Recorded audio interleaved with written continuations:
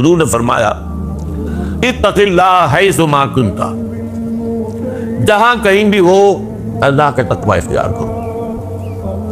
وَأَتْبِعِ السَّيِّئَةَ الْحَسَنَةَ تَمْحُهَا، اور اگر کوئی برائی کا صدور تم سے ہو جائے تو اس کے فوراً اس کے پیچھے تو نیکی کا کام کرو تاکہ وہ اس برائی کو محو کر دے، ختم کر دے، دھو دے تمہارے نامہ اعمال سے.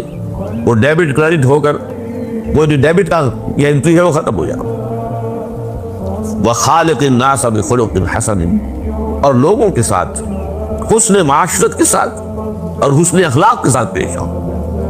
وہی تہذیب جس کا کہ میں نے ابھی ذکر کیا تھا، یہ اصل میں اسلامی تہذیب اور تمدن کا یہ جو خد و خال ہے، ان میں جو حسن ہے، اس کے اندر جو خوبیاں ہیں، وہ اس قسم کی احادیث جو ہیں ان پر عمل کرنے سے وہ معاشرہ پیدا ہوتا ہے.